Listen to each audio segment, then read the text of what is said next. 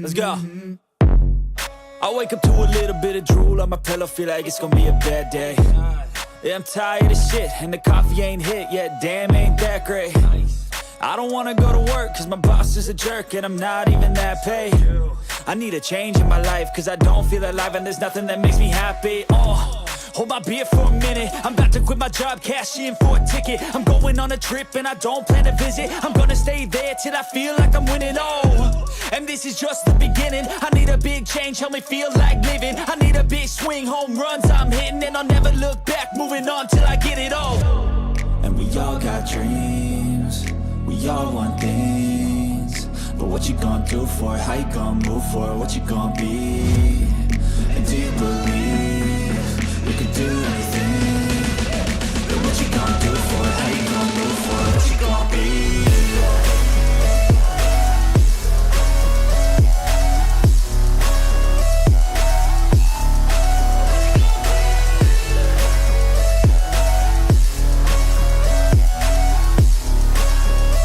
Let's go! Hey! Yeah, this is my life, my strife, my right to fight, to die on. And this is my game to play, to claim a brand new name, And I ain't gonna lie to you, I'm a bit nervous that I might screw everything up that I've ever done. But what's the point of living if you ain't having fun? I guess I'll try this, try that, might miss, gotta find what I'm good at. I guess I look here, look there, over where am I scared, where am I at? I gotta make it in this life, whatever makes me happy, know I'm doing things right. Sipping in the summer on a goose and Sprite, or find a nightclub for the end of the night, And we all got dreams, we all want things, but what you gonna do for it? How you gonna move for it? What you gonna be? And do you believe you can do anything? But what you gonna do for it? How you gonna move for it? What you gonna be?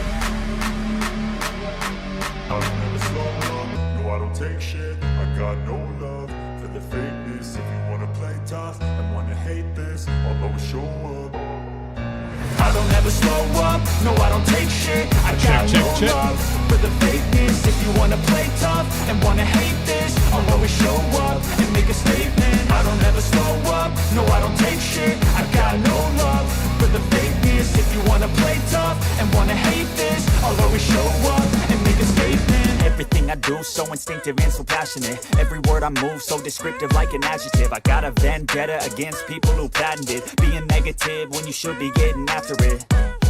I got facts over tracks, this and that. Spitting slow, spitting fast. I could roast, I could gas. Think I'm okay at last, but I don't know if that can erase all the past. And the pettiness, a reflection of the emptiness. Hilarious, you think you're worth my time, you're delirious. Mysterious, because you hide behind a fake exterior. Inferior, you know I'll always be a bit superior. Get off of me, this ain't no humble brag. I want you to hear words, you can say them back. I want you to feel free from the chains at last, and to believe in what you got, it was built to last, yeah. Now that I've been put through hell, I never got anyone's help. I had to do it all myself. I don't ever slow up, no I don't take shit. I got no love for the fakeness. If you wanna play tough and wanna hate this, I'll always show up and make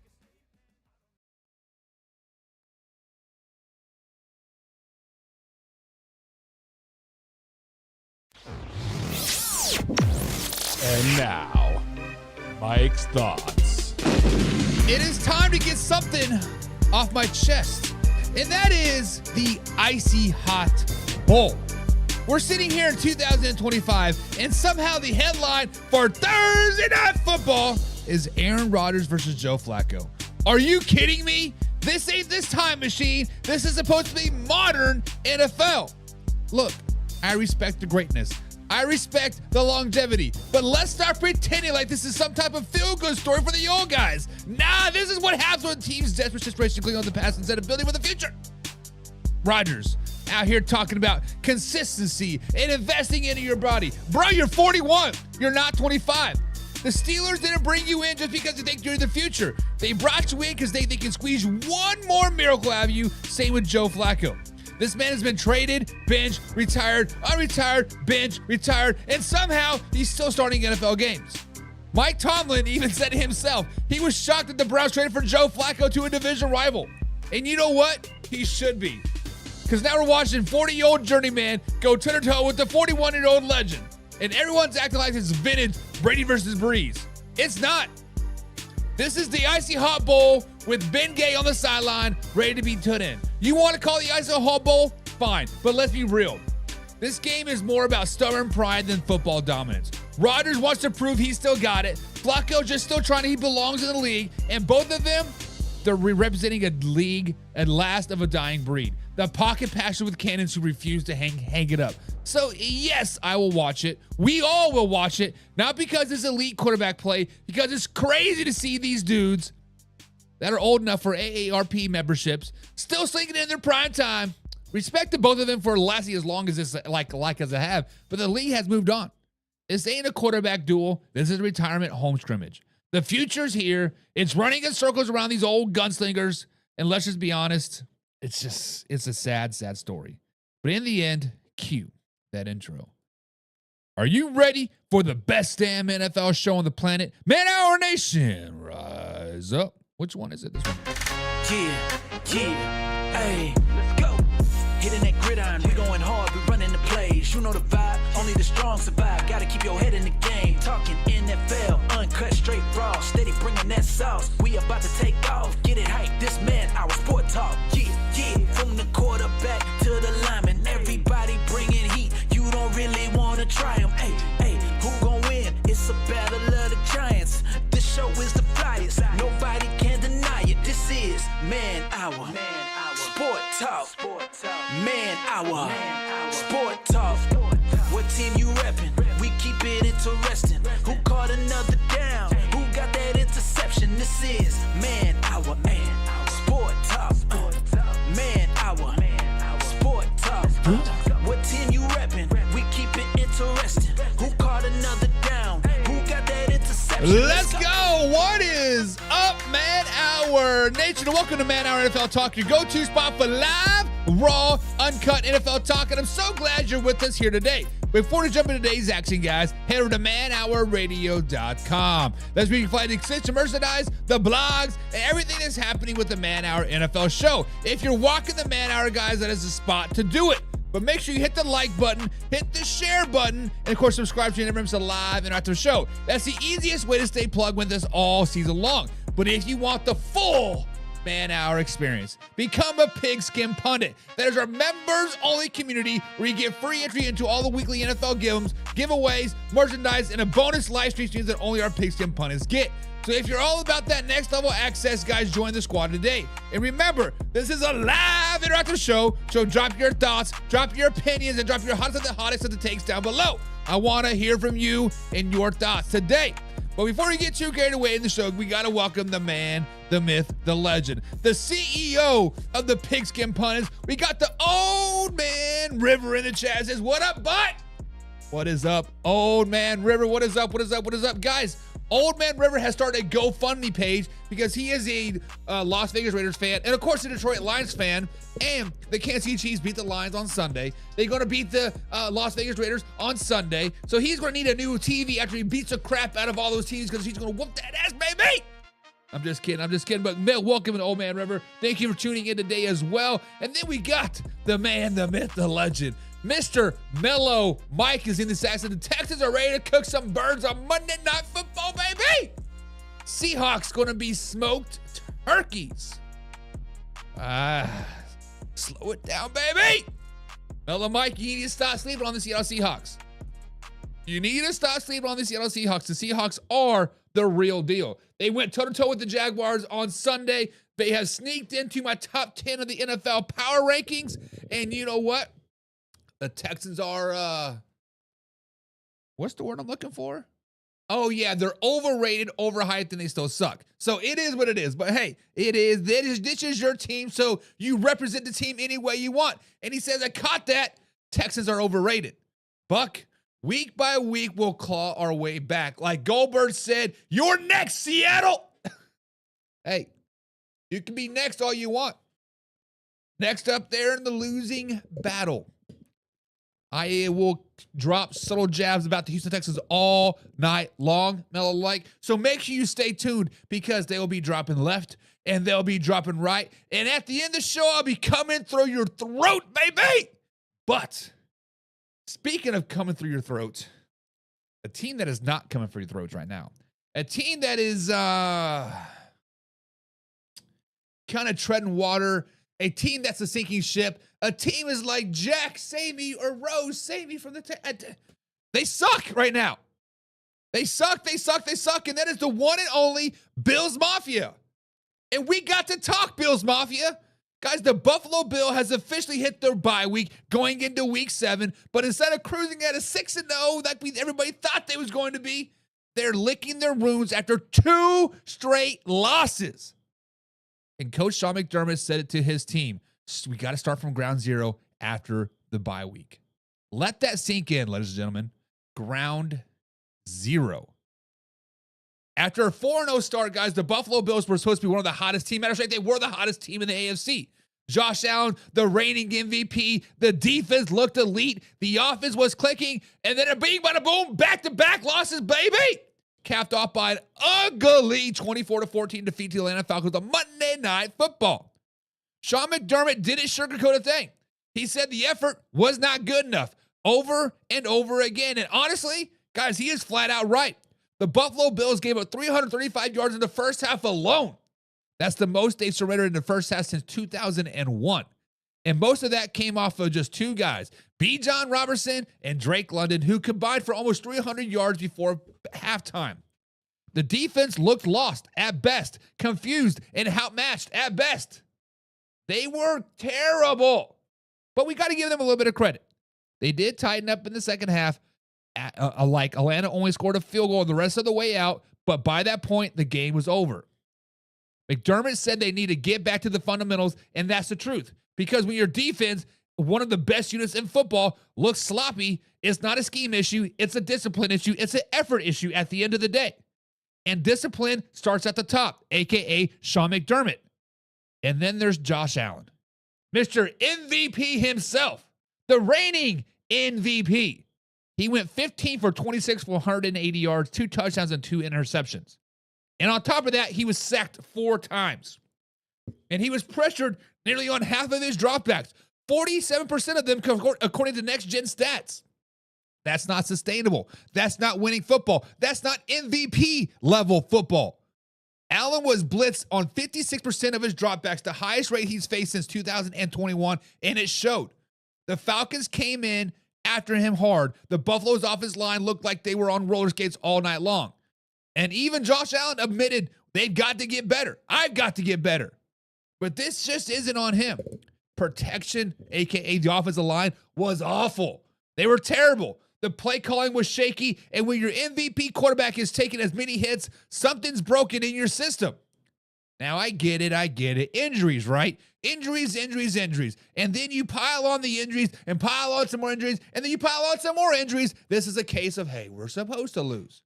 Dalton Kincaid was out with an oblique injury. Daquan Jones hurt his cap before kickoff. Joshua Palmer and Terrell Bennerford both leaving with ankle injuries. That's brutal. I get it. Still, even with James Cook rushing for 87 yards on 17 carries, he didn't play a single third down snap. Not one. Let that sink in. your best player, besides Josh Allen, your running back, a guy that nearly had 100 yards rushing, did not catch the ball one time on third down? That's tough. Sean McDermott admitted they'll go and look over the bye, but we're still trying to figure out halfway through the season how to use James Cook. That's coaching confusion. And the confusion kills football teams. Understand that. When your coach doesn't know how to coach, the rest of the team is going to follow suit like, oh, we don't know what to do with our hands, coach. And here's where it gets real. Yes, the Buffalo Bills are sitting at 4-2. But you know what? Most importantly, they're sitting behind the New England Patriots in the AFC East. And let's just be honest. This team has too much talent to be playing this poorly. The offense is inconsistent. The defense looked tired. And even Sean McDermott's post-game tone sounded defeated. Start from ground zero? You were the hottest team in the NFL. You were number one in the power rankings week after week after week after week. That's a phrase you don't lose when you've lost your identity. The Buffalo Bills have lost their identity. This bye week is everything for the Buffalo Bills. If they don't fix their protection issues, get healthy on defense, and figure out how to get Josh Allen comfortable again, this could spiral out of control very, very fast. Because after the bye, they got one of the hottest teams in the NFL, the Carolina Panthers. Then a stretch that doesn't get any easier as well. They got the Chiefs coming up. Then you got some more divisional opponents as well. This is gut check time for the Buffalo Bills. So let me ask you this, Bills Mafia. Do you still believe in Sean McDermott and Josh Allen to right the ship? Or has this team finally hit a wall after years of knocking on the Super Bowl door and they're just wore out, they're tired, it's time for a rebuild? Drop your thoughts in the comments down below. I want to know where you stand. But subscribe. Guys, hit the like button. Remember, we're live Monday through Thursday, 9 p.m. East Coast time right here at youtube.com/manhour. It's a live, interactive show, so comment down below, sound off, and let's get into the discussion together. Now, guys, let's get into the comments and see what you're all talking about. Casey Morgan's in the chat. Pigskin pun. Get you some. Casey is a pigskin pun. What's up, Casey? What's up? What's up? What's up? What's up? And James Frank says, LOL, can we just have Chubb back for your Texans and we'll give you Ford? Oh, I love it. I love it. I love it. Alpha Rob says, but let me be clear as day on this. I told you the stupid defensive scheme. I told you this defense sucks. I told you the defense is missing Von Miller, says Alpha Rob. I say, whoa, slow it down, baby. We all know you love you some Von Miller, Alpha Rob. We know that Von Miller is the man, the myth, the legend in your eyes, Alpha Rob. But back in week one, wasn't your tone of like, oh shit, the defense is here, baby. We here, baby. We got Bosa. We got a little bit of Ed Oliver. We got the number 57. I can never remember his name. It's a Spanish name with the white man. I think he's white. I don't know. He's just very, very light skinned. We'll just call him Yellowbone Man. The fact of the matter is, yes, the Buffalo Bills defensive scheme sucks. It's been sucking for a very, very long time. This bend don't break BS is not working anymore. Go get the quarterback. Put him on his dick. Grab it. Twist it. Do something. The Buffalo Bills defense is terrible, and Alpha Rob, you have been preaching it since day one. For the last 3 seasons, Alpha Rob, you're saying this Buffalo Bills defense sucks. So how do you fix it? You say it sucks. I say it sucks. We all say it sucks. But how do we fix it? At the end of the day, how do we fix it? Do we go get a defensive coordinator? Do we trade away our best players? What do we do? How do we fix it? Got a question for you. Defensive coordinator, head coach, both gone. See ya. James Frank says, whoa, slow it down, baby. You realize that Bijan Robertson balled out all night long. And you know what? You are exactly right, James Frank. You are right. And I know, James, that you are married or got a girlfriend or a fiance, and you don't hear that very often. But you know what? You are right tonight, James Frank. You are right tonight, babe. Hey. Mellow Mike says Bills won't go as far as they want as long as Sean McDermott is the coach. Those are winnable games the Bills should have won. Mellow Mike, you're preaching to the choir, brother. You are preaching to the choir, baby. Because we sat here on the Man Hour back in June, March, April, May. Hell, 2 weeks ago, after they beat the Baltimore Ravens and after they beat the, who they played second, Miami Dolphins or whatever it was, and then they beat the Saints. Like, we're like, this team's going 17-0. This team is them. And look at where they're at now. Second place in the AFC East, 4-2, a sinking ship, self-imploding. It's just so terrible. Alpha Rob says no stats on getting Cook in the passing game. You definitely have to get Jay. Listen, I know that Josh Allen is the reigning MVP. I know Josh Allen is the man, the myth, the legend. We all know the Buffalo Bills will go as far as Josh Allen takes them. That's just the way the NFL is built, and that's why the Buffalo Bills are built. However, you have a very, very good running back. You have a top 5 running back in the NFL.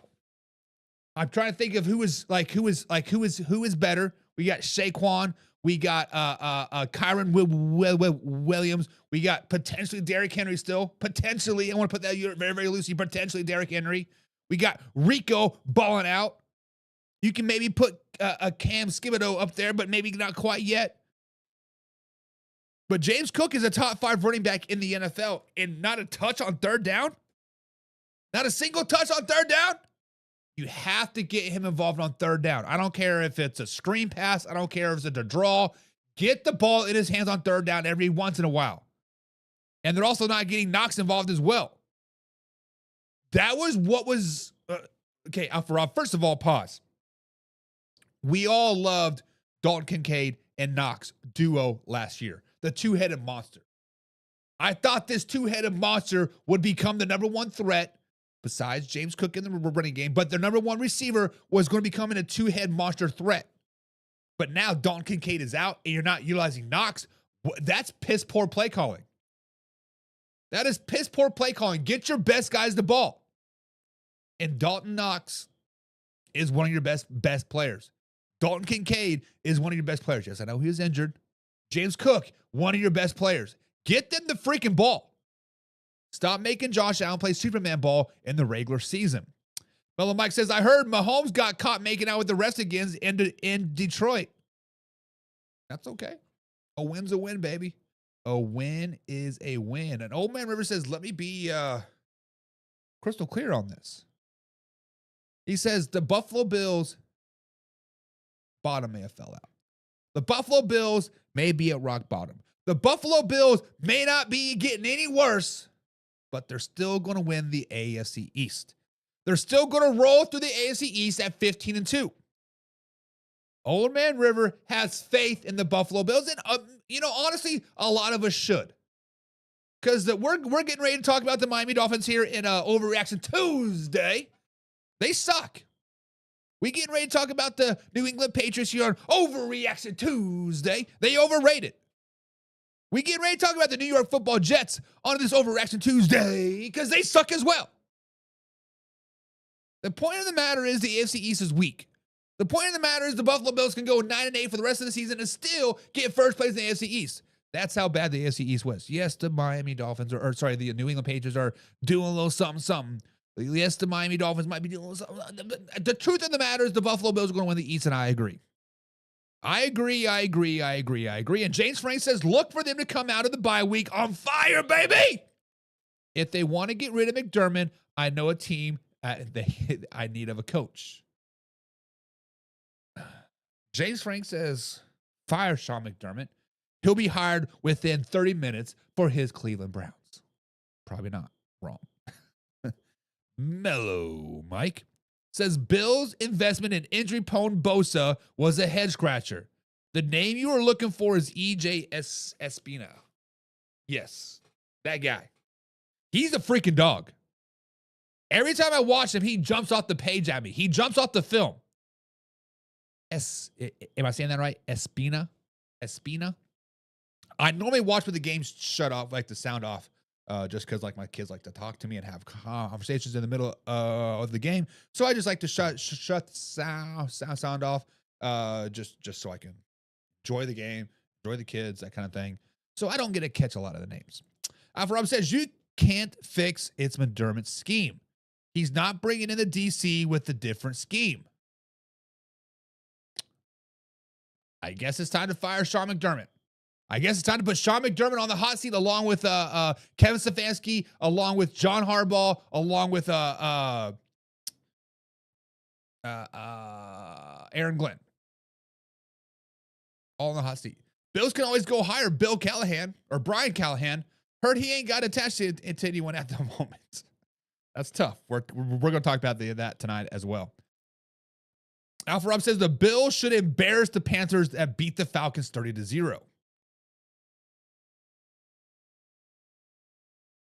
I thought the Cowboys were going to, I thought the Cowboys were going to embarrass the Panthers too. We all thought the Panthers were going to be a bad team this season. The truth is, you get a little bit of confidence, you win a little couple games in a row, you get a little bit of swagger in your booty boots. Every team is beatable. And if the Buffalo Bills do not come out with at least their B-plus game, they're going to lose to Carolina Panthers. My little Mike says, Rico telling the Cowboys to buckle up, then drops 230 on them. Mike dropped Jerry Jones with they didn't buckle up epic. That was tough. That was tough. Alpha Rob says, but when it's all said and done, the Buffalo Bills will be the number 1 seed. I say, slow it down, baby. Now, the Buffalo Bills will win the AFC East. Alpha Rob, I agree with that. If you guys do not concur that the Buffalo Bills will win the AFC East, put a thumbs down in the chat. Go, nope. It's going to be the Patriots. However, you got a couple teams that are vying for that number 1 overall seed. Indianapolis Colts, second in my power rankings this week. You got the Pittsburgh Steelers, top 10 in my power rankings this week. Who else is still pretty balling out? Jacksonville Jaguars are still a team not to sleep on. Still got the Houston Texans. No. Texans will be missing the playoffs. But the Buffalo Bills are going to have to play A+ ball if they want that number 1 overall seed. Well, Mike says the Dolphins are canned tuna. Fire McDaniel. # now trending. It's been trending for a while. It's been trending since last season. And I agree with Alpha Rob that Joey Bosa has been fine this season. He is. He is not having to be the guy. He's just a guy on a decent defense, and he has been doing fine. Espina. That's right. Espensa. I'm terrible with names, guys. You should know by now. And the Falcons are no pushover anymore. Correct. You win a couple games, all of a sudden you got that swag. And Old Man River says, fire Pete Carroll. Fire Pete Carroll. I'm not mad about it. I'm not mad about it. You can fire Pete Carroll if you want to. But speaking of those Atlanta Falcons, guys, let's talk about those Atlanta Falcons. Michael Penix Jr. made his Monday Night Football debut, and let me tell you this kid just didn't show up. He showed out. The Falcons took down the Buffalo Bills 24-14, and they just didn't win. They dominated, baby. Michael Penix Jr. went 20 for 32, 250 yards, and a tutty. Showed poise, confidence, and command like he's been in the league for years. And he wasn't doing this all alone either. B. John Robinson looked like a video game cheat code. 238 yards from scrimmage, including an 81-yard touchdown that had the stadium shaking all night long. And Drake London? Ooh, don't you forget about Drake, baby. 10 catches, 158 yards, and a score of his own. Guys, this just wasn't a win on Monday Night Football over the Buffalo Bills. It was a statement win over the Buffalo Bills on Monday Night Football. Yes, the Falcons right now are sitting at 3-2, and with wins over the Buffalo Bills, Commanders, and the Vikings, all playoff teams from last season, you can feel it. Something is changing in Atlanta. After years of being the almost team since the Super Bowl collapse, this group under Raheem Morris finally has an identity. Morris said it the best after the game. Let me get this quote correctly. We want to be a playoff organization. We're not shying away from these moments. AKA, we here, baby, and we about to smack some bitches in the mouth. That's what he meant to say. PG version. That's a coach who believes. That's a locker room that's starting to believe. And after we saw on Monday Night Football, the rest of the league better start believing as well. Now, let's talk about their defense, because Atlanta's defense might have been the real story here. The Falcons blitzed Josh Allen 71% on his dropbacks in the second half. That's not aggressive. That's downright disrespectful, and it worked all night long as well. Allen was pressured on 47% of his plays and looked completely out of rhythm most of the night. Atlanta Falcons lead the NFL in yards allowed per game at 253.4 and rank second in total offense at 378.8. You want balance? You want complete football? You're looking at it. The Atlanta Falcons. Put some respect on their name. Now, let's just say it. Let's call it how it is. Let's say it for the rooftops and say it out loud. Bijan Robinson might be the best player in football right now. There, I said it. Raheem Morris even said it himself. And honestly, he's got a point. Bijan became the second player in NFL history, alongside Thurman Thomas, to rack up 450 rushing yards and 300 receiving yards through the first 5 games of the NFL season. That's insane production. He's doing things we haven't seen in decades. And the scary part about it, he's still figuring it out. He's still figuring out how to be a running back in the NFL. And then there's the Penix effect. This just wasn't about facts. It was about feel. Every throw, every decision. He looked calm. He looked collective. And he looked in control like he did was his senior year in Washington. When asked about the win, he said, "It shows that we are one of the ones." Meaning we them, baby. Put the spotlight on us because we're going to the moon, baby. That's swagger, that's confidence, that's leadership. And here's what makes this statement powerful. He's exactly right. The Falcons team is one of the ones. This team plays with heart, this team plays with speed, and this team is playing for something bigger. For a city that's been waiting since 2017 to matter again in January. What's next? What's next? Penix Jr. also said something else important. He admitted they left points on the field. They only scored 3 points in the second half. He said, and I quote, "It's going to be a scary sight when we figure out how to play a full NFL game." And that right there should be terrifying to the rest of the NFC, especially the NFC South. Because if this offense hasn't even hit its ceiling yet, the defense is already elite. The Falcons might be ahead of schedule. The Falcons might be a Super Bowl team.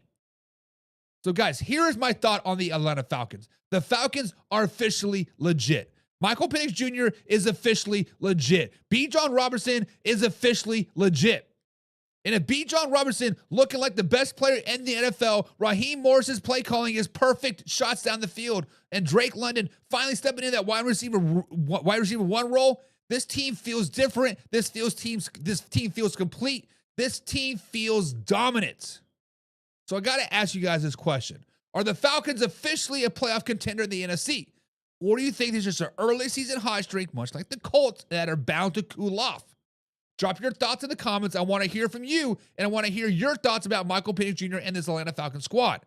Guys, subscribe, hit the like button. Remember, we're live Monday through Friday, 9 p.m. East Coast time, right here at youtube.com/manhour. Now, this is a live interactive show, so comment down below, because let's get into the comments. Espin Snow Show. Now you guys are just making it harder. Just making it harder. But James Frank says Atlanta is nice. The defense looks good, and man, that offense has all of his weapons.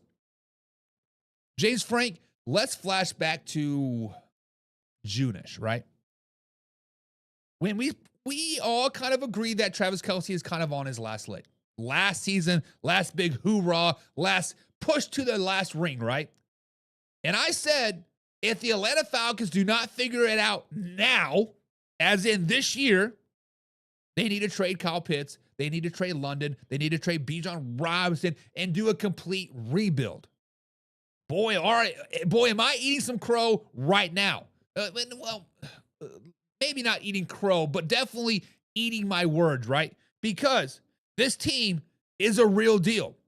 When you watch them play on Monday Night Football, yes, the Buffalo Bills were playing like dog poo-poo. Yes, the bottom fell out of the Buffalo Bills.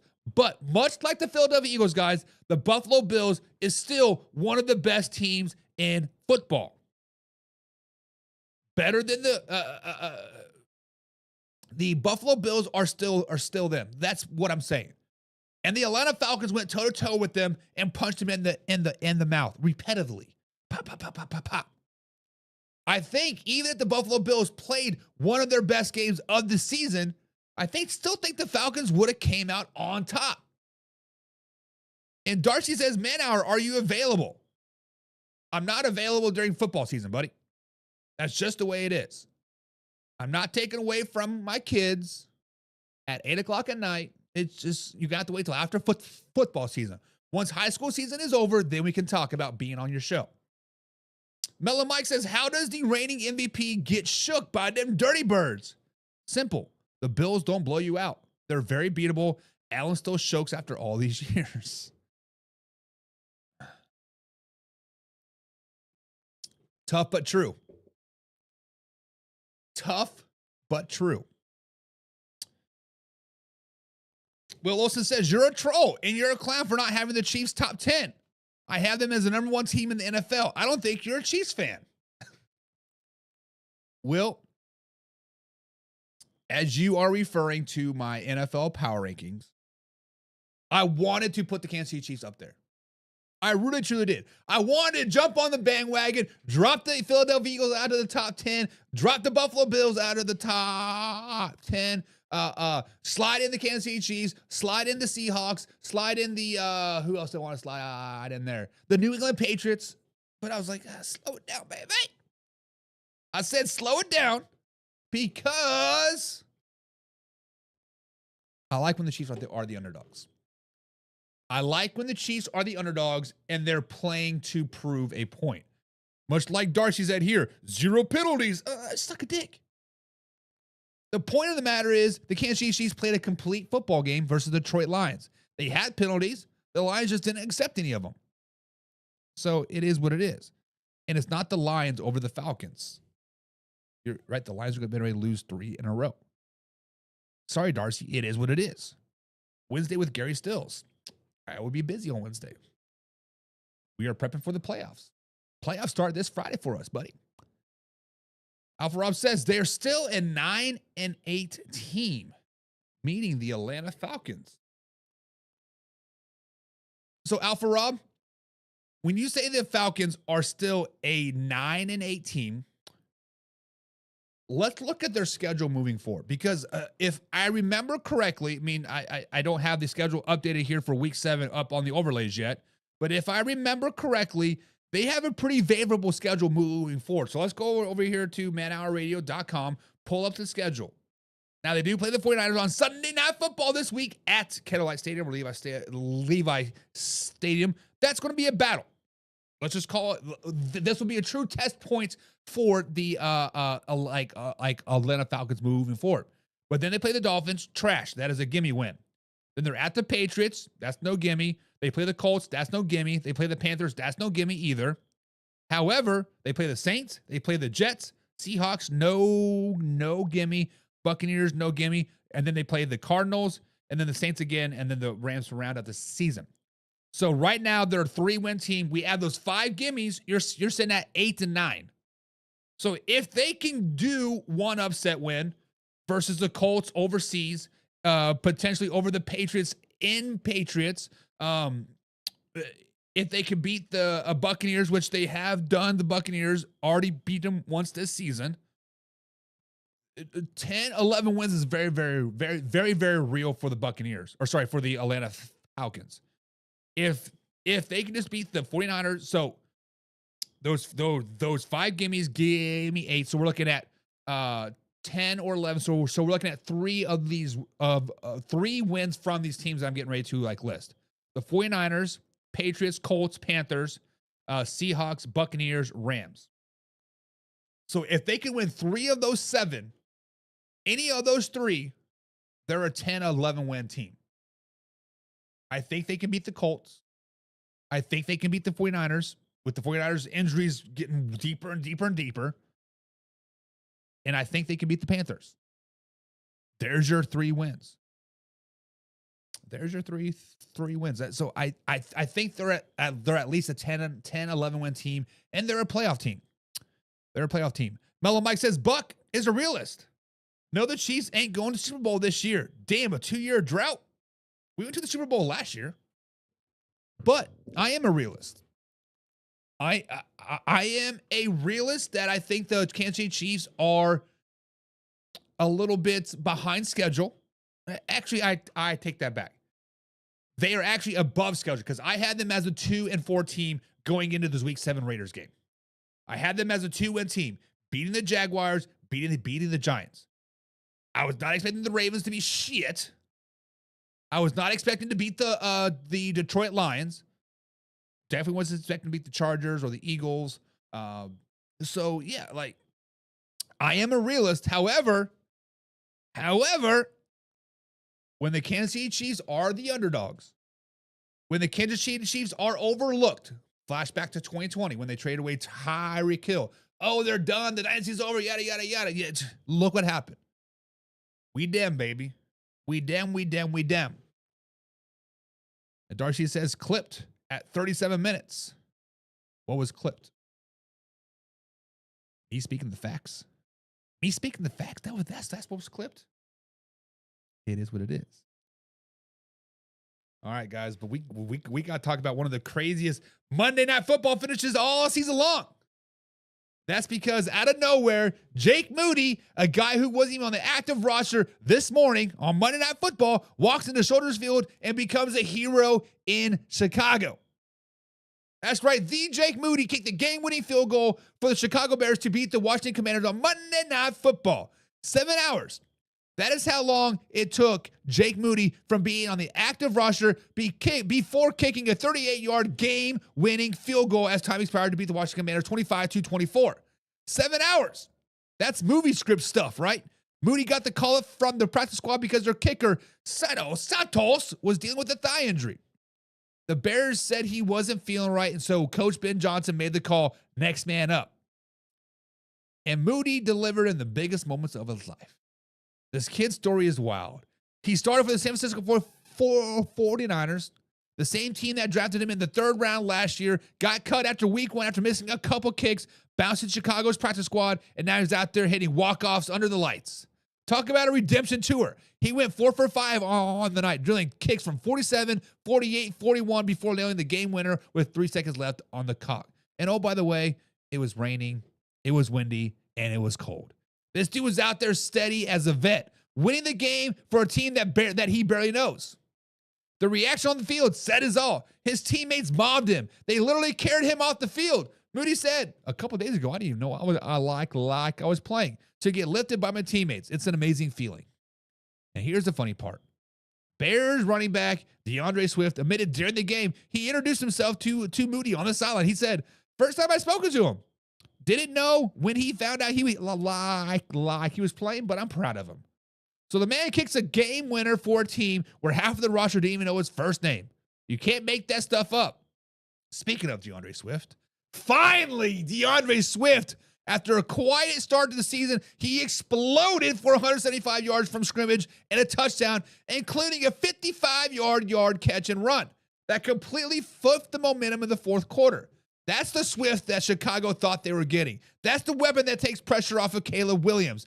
And speaking of Caleb, the rookie quarterback said it perfectly after the win. We'd love to win by 30, but that's not always the case. We know knowing we can win close games when it's really important. That's maturity. That's leadership. That's Caleb freaking Williams, baby. But let's not forget, this game got wild down the stretch. Moody had a 48-yard kick that was blocked early in the 4th quarter. The Commanders turned that into a touchdown to take the lead. But then Jaden Daniels fumbled the ball near midfield with just 3 minutes left to play in the game, and that opened the door wide open for the Chicago Bears. Chicago Bears offense marched down the field. Swift powered the rock, short passes, chewing up the clock, and 2-minute warning hit.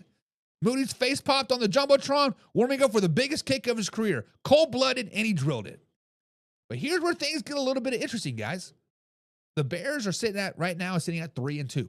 Winners of 2 straight 1-point games, both ending in field goals as time expired. This team is learning how to win the tough games. Ben Johnson said it best. When we seen Moody can do it in practice, none of that was surprising. This is what good teams do. They find ways to win when things go sideways. One concern coming out of the game was DJ Moore. Obviously, he left the stadium in an ambulance after taking a hit into the midsection. The team says it's precautionary, but that's definitely something to keep an eye out on moving forward. Moore was on the field for one play after that final drive, the kneel down before Moody's game winner.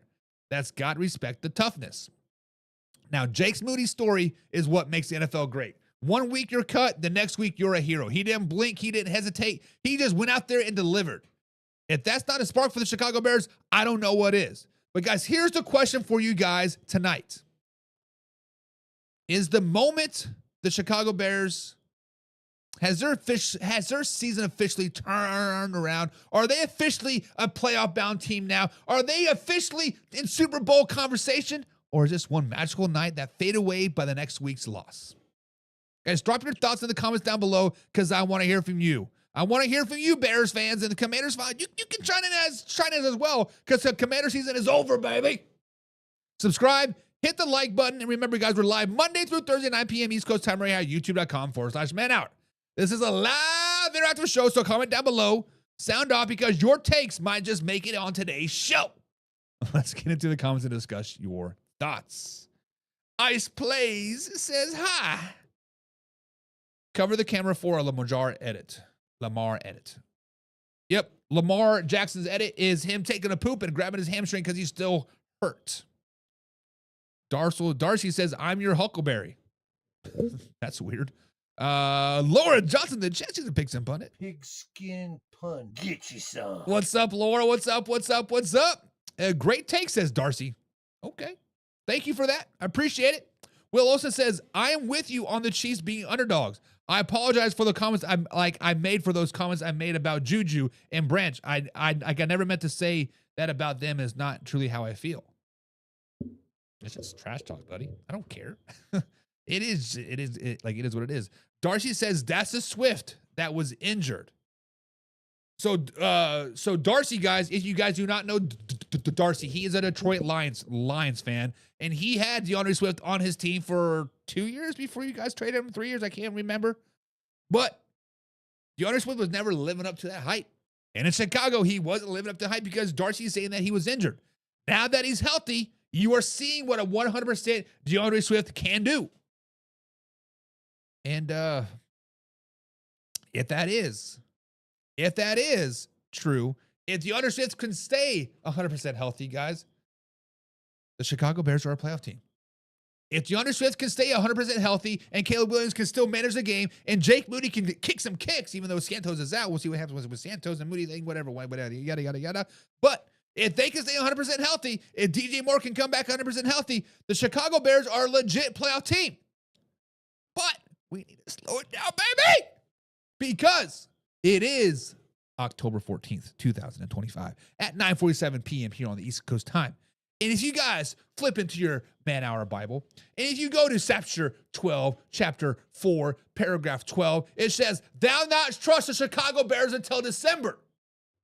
And damn it, it is so hard not to jump on the Chicago Bears bandwagon. It is so hard not to root for the Chicago Bears. It is so hard to not say, yes, they're finally good, but do not trust the Chicago Bears in October. Do not trust the Chicago Bears in September. Do not trust the Chicago Bears in November, especially not in May, June, or July. So, if all that playoff talk, I know I'm hyping it up a little bit. I know I'm talking about it. I know we're chatting about it. We need to slow it down, baby. Because at the end of the day, it is the Chicago Bears. At the end of the day, thou shalt not trust the Chicago Bears until November or till December. So, guys, every time we start to hype up the Chicago Bears, refer to chapter 12, paragraph 4 in the Man Hour Bible and say, thou shalt not trust the Chicago Bears till November. I got to keep reminding myself that. Washington lost because of that stupid-ass name. Not wrong. Mellow Mike says the Bears are like a good fart. Strong at first, and then the smell fades, just like the Bears' playoff chances. This is 100% facts. So I'm going to out my sister-in-law right here, right now, here on the Man Hour. She came over to our house last night to watch the Bills-Falcons game. Her and my brother-in-law were sitting on the couch, and man, she was ripping them left and right. This girl was making my eyes water. I'm like, damn, girl, what'd you eat? Well, we had chili. We had chili last night, and oh, she was. And listen, I was proud of her. I'm like, those are some man farts. But just like the Chicago Bears, they will get you in the face, and then they're going to make you cry in December because the Chicago Bears are going to pan out. They're going to flicker out. They are like that $1 candle or no. Let's not give them that much credit. They're like a gasoline on a bonfire. You throw it up there, woof, damn. That's all. That's what the Chicago Bears are. And I am a concurrence with Mellow Mike. 100% right. Alpha Rob says, Vaughn not making a big play. That's not possible. It was Von Miller missing a very good or a potential game-saving tackle on DeAndre Swift. As you guys know, Alpha Rob's a huge Von Miller fan. Alpha Rob loves him some Von Miller. Loves him. Darcy says, I think the Bears beat the Packers again. That's not a reach. I think the NFC North in general is one of the most competitive divisions in football, and they don't play the Packers till what, Christmas Day? It's Christmas Day or it's the week before Christmas, right? So it's going to be before they're probably going to be playing for a playoff positioning, right?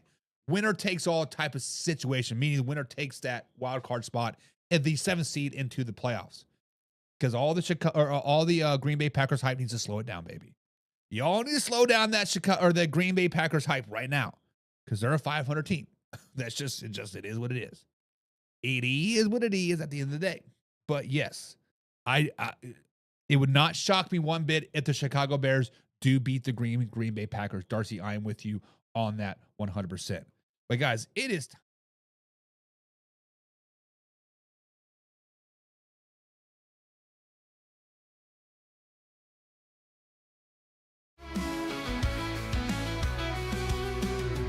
It's Tuesday morning, the coffee's hot. Hot takes flying like a last-minute shot. They say he's washed, they say he's gold. Every week's a legend or a story untold. He's the GOAT, no, he's a fraud. A single play, they applaud or applaud. Overreaction Tuesday. Big swing, small plays. One snap changes fate. Overreaction Tuesday. The crowd or decayed, no middle, just debate. The rookies are king, but that's a bust. Last week's Sagan left in the dust. Whispers grow into roars. One touchdown's a headline war. Every fumble's a fall from grace. Every win's a godly embrace. Hot air fueling the fire. Truth's a casualty for desire. Overreaction Tuesday. Big swings, small plays. One snap changes fate. Overreaction Tuesday. The crowd or the decay, no middle, just debate.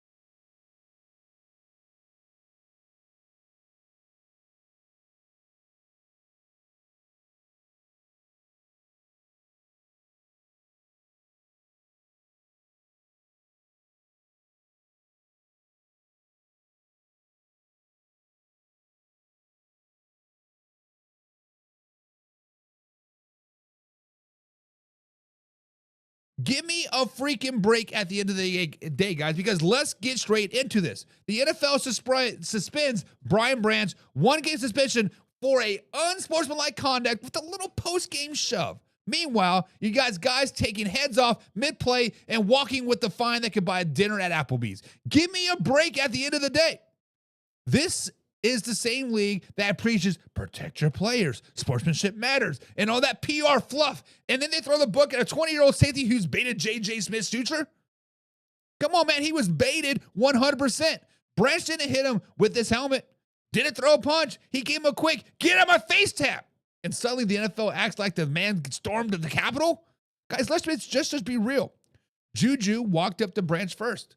Mahomes tried to dab the guy up, Branch brushed it off. Harmless. Juju steps in, starts chirping, and Branch snaps. Like that. One shot to the face mask. Boom. Chaos.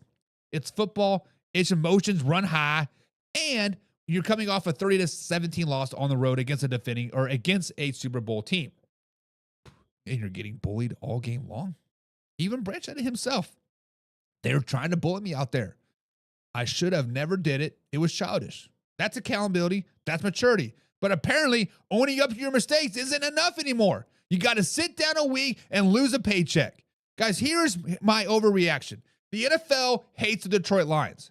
I am convinced they see Dan Campbell's team rising. They see the grit. They see the swagger. They see the physicality. And then Lee's like, oh, no, we can't be having none of that, baby.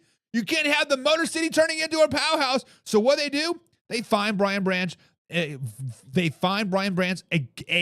Packers for $23,000 last month for a face mask, and now they suspend him for a shove, a little tap on the face. What's next? A week off for looking at Travis Kelce the wrong way? If it was a Chiefs player, they'd call it passion. If it was Mahomes or Kelce, they call it competitiveness got the best of them. But if it's Detroit, it's content detrimental to the league. Stop it. A shout out to Dan Campbell for handling it like a pro, though. He said he knows he can't react the way he did. He'll be better for this, and he'll learn from it. Translation, my guy shouldn't have done it, but the league is soft. That's what Dan Campbell's saying. I love that energy. Campbell's not running for the moment. He's standing behind this guy. That's leadership. But now Detroit without one of the best defenders next week at the Tampa Bay Buccaneers, that's not just a small blow. That's a big problem. But here is my massive overreaction on this Tuesday. The NFL is out to make an example out of the Detroit Lions because they finally matter. For years, Detroit was a doormat. Nobody cared where they got bad calls or got bullied, but now that they're good, now that they're physical, the NFL people do not like it. They want nice, clean, highlight reel football, not blue-collar, smash-mouth Dan Campbell football. Well, guess what? That's exactly why the Detroit Lions are winning. That's exactly why people are scared. And if the league wants to start policing hurt feelings instead of late hits when their sports gone soft, guys, here's the final overreaction statement. Brian Branch didn't cross the line. The NFL did. He got emotional. He made a mistake. He owned it. Suspend him, fine him, whatever. But the real punishment is the league trying to neuter every bit of toughness left in the game. If you don't like the intensity, maybe turn the NFL into flag football, which they're going to do in 2028 anyways, but that's besides the point. But that's where we're heading. So I'll ask you from the comments down below, was the suspension fair, or is the NFL just going a little bit too soft? Should Branch been punished at all? And if it was a Chiefs player, would the league even blink an eye? Drop your thoughts in the comments because I am going to go over this one. And guys, I am hot. I am hot. Hit the subscribe button. Remember, we're live Monday through Thursday, 9 p.m. East Coast time. It's a live interactive show. So send over the chat. Let's talk about it. Now let's get into your comments. Geo Max says, let's go Raiders. My bad, guys. I was muted. I'm sorry about that. Mellow Mike says, John Runyon is handing out suspensions like it's the biggest parody in the NFL. That is tough. Because it is funny because if you guys go back and watch John Runyon play, he was one of the most dirtiest, outrageous players in the entire NFL. He's like, no, y'all need to slow it down, baby. Y'all need to slow it down, baby. This little post-game shuffle, that's not going to happen on Whitewash. No. Mellow Mike says, it ain't no foosball, you pansy. I demand slobber knockers, snot bubbles, and good taunts. That's football. Mellow Mike, say it louder with your chest, baby. Say it with your chest. I want Randy Moss peeing and mooning the crowd. I want to see Chad Ochocinco getting destroyed over the middle. I want to see a little bit of pounding in the chest and some flex on. Like, you like that? That's football, baby. Listen, if you're not getting hit in your belly and blowing those chunks, are you really playing football at that point? Are you really out here saying, "Oh yeah, like these guys are getting hurt, sprained ankles and hurt toes and hangnails and shit"? Back in my day, No, but all seriously, those guys, Brian Band shouldn't have not have punched Juju. It is what it is. He shouldn't have done it. But guys, buckle up, because this one's about to get messy. Tua Tagovailoa just called out his teammates. Mike McDaniels called out Tua, and now the Miami Dolphins look like a team that's completely falling apart from the inside out. Implosion pending. Guys, this is Overreaction Tuesday, so this is what we do best on Tuesday, and that's overreact. Guys, the Miami Dolphins aren't just out here losing games. They're losing the locker room now, too. After dropping to 1-5 to a 29-27 loss to the LA Chargers, Tua decided in his post-game press conference that he was a perfect place to air out the dirty laundry, per se. He literally said, and I quote, "Some teammates have been late to player-only meetings, late to team meetings on a 1-5 football team. I mean, come on. You're not 5-1. You're not rolling. You're 1-5.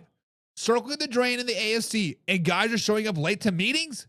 That's a disaster waiting to happen." Then Mike McDaniel says, "Hold my beer." He says, "Hold my cocaine and hold my beer," because the head coach hears about it and later decided to drop this little gem on Monday, today. He says, regardless of the intent, as a franchise quarterback, that's not the forum to displace that kind of information. Translation, hey, Tua, shut up and keep it in-house. McDaniels basically called Tua misguided. That's coach speak for you just made my job 100 times harder. The franchise quarterback, the face of the team, gets called misguided by his coach a day after a loss. That's not nothing. That's smoke. And where there's smoke, there's fire, baby, a.k.a. fired.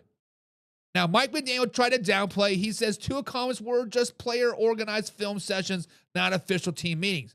But let's just be real. That's all damage control.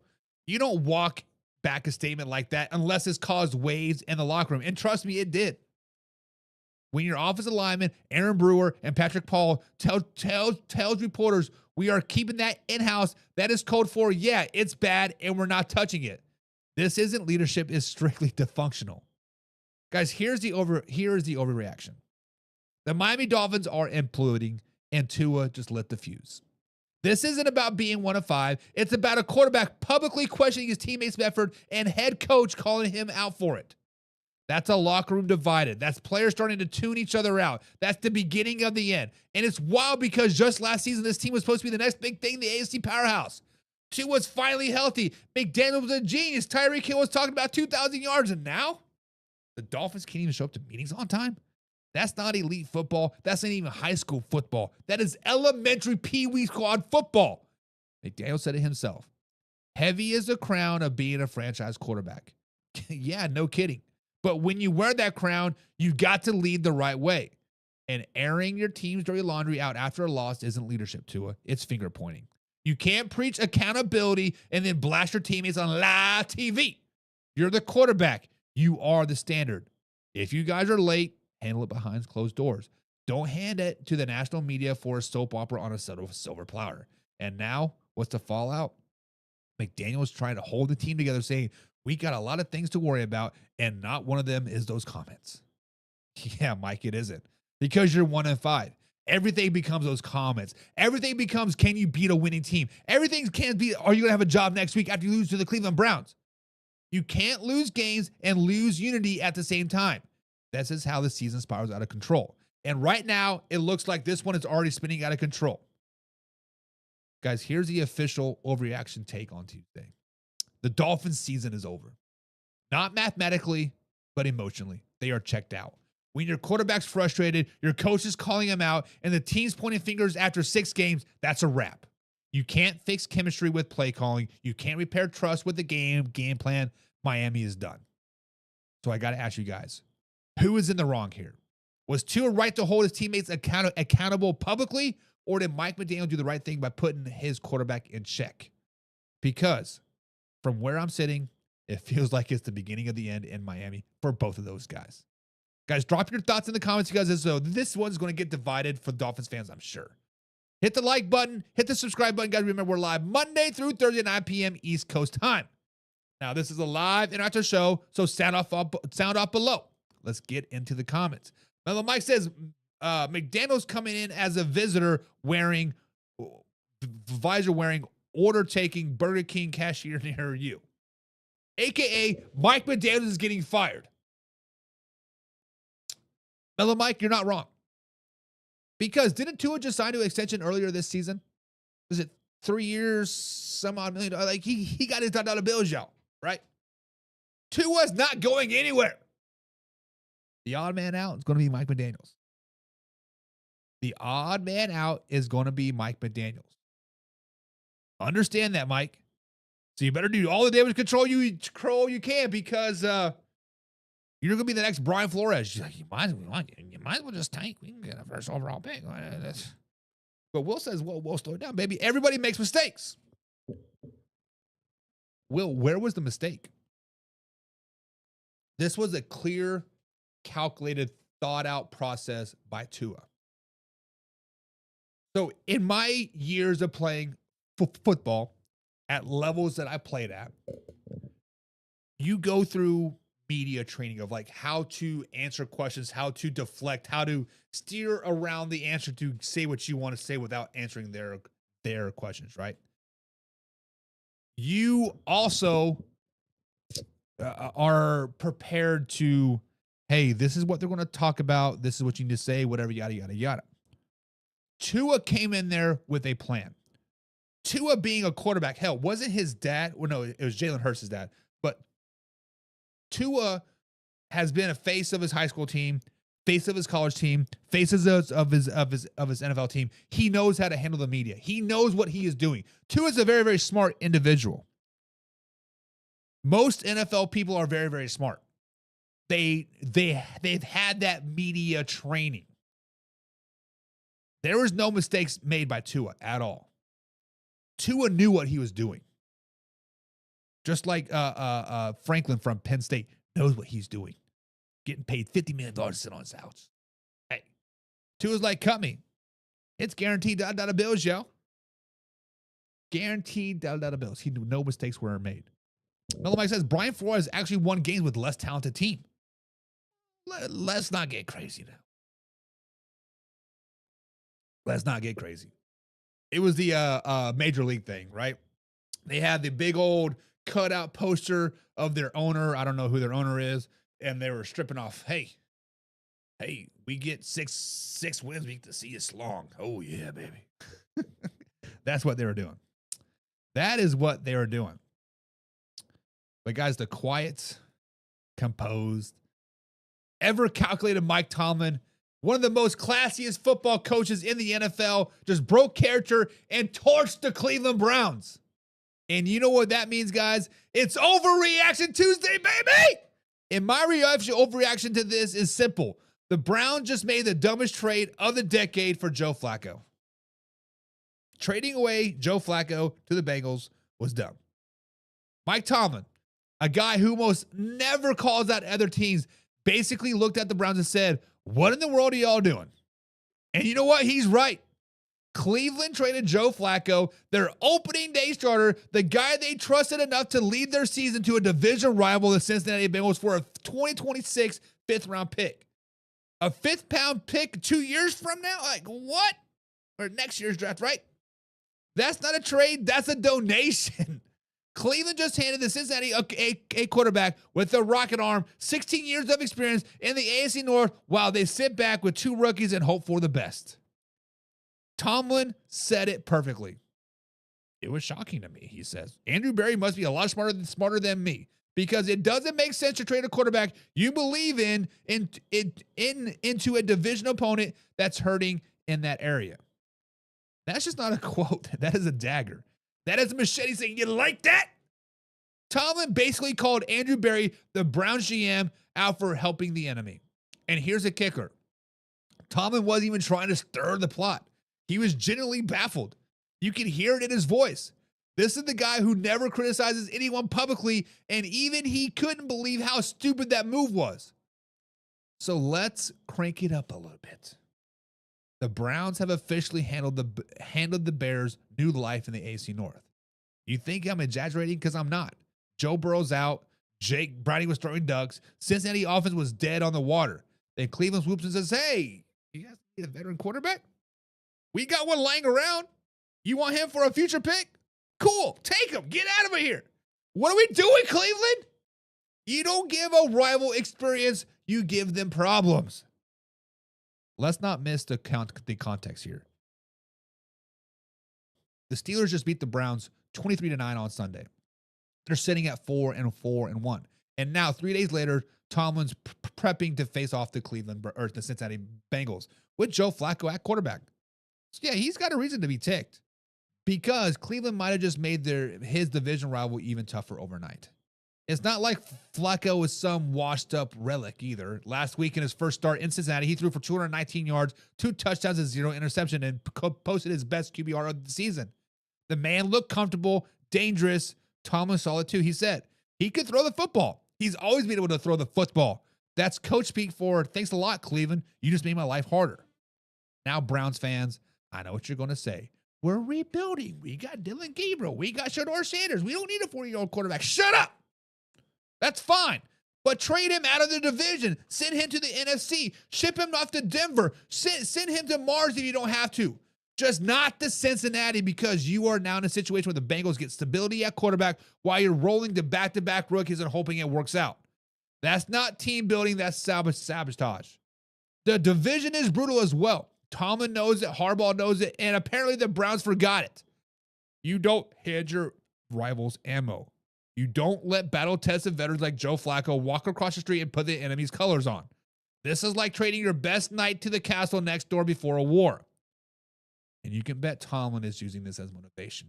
You can feel the fire in his press conference. He was practically saying, they just handed a veteran quarterback to us, and I can't wait to make it to regret it. So, guys, here's my overreaction take on this Tuesday.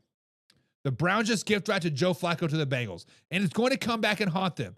This trade might not go down as one of the biggest division bloaters of the year. Cleveland outsmarted themselves. And the best part, Mike Tomlin didn't need to trash talk. He just told the truth. Let me ask you guys this. Was Mike Tomlin wrong to call out the Cleveland Browns? Or did he just say what every football fan in America is thinking? Because where I'm sitting from, he's 100% right. And if Joe Flacco lights it up on Thursday night, the Browns front office better go into witness protection program because the Steelers are coming, baby.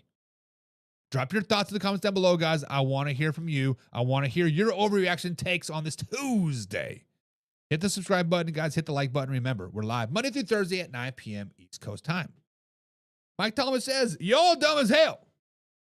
Andrew Berry's former NFL GM and future NFL stat jockey. Let's just be honest. How does he even have a job?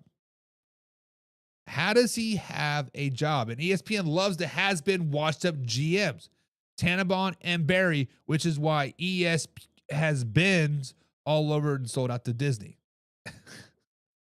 That's tough. That is tough. That is tough. That is tough. But guys, it is it for today's show. It is it. It is it. It is it. But I want you to leave you guys with a little bit of this. I want you to leave you guys with something positive, right? Something a little bit of positive. We all have bad days, guys.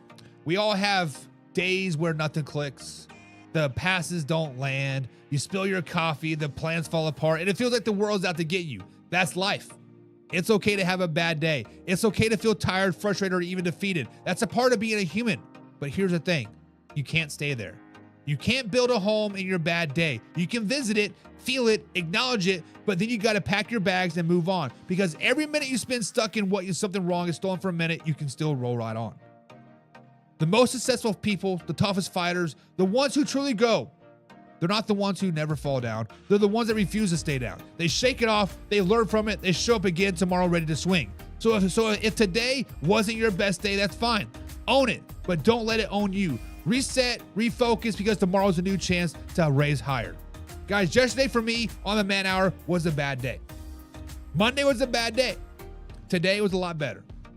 Guys, have a great day, have a great night, and we'll see you guys all tomorrow because we are back live Monday through Thursday at 9 p.m. East Coast time. Until then, guys, we out. Hey, now it's time to take off. Gotta keep it live and raw. Better stay tuned in. Man, our NFL talk. I know that you're ready for more. They on the field, ready for war. Who's in the lead? I'm checking the score. We about to do it like never before. NFL live, uncut, raw. This is Man Hour NFL talk. Let's go.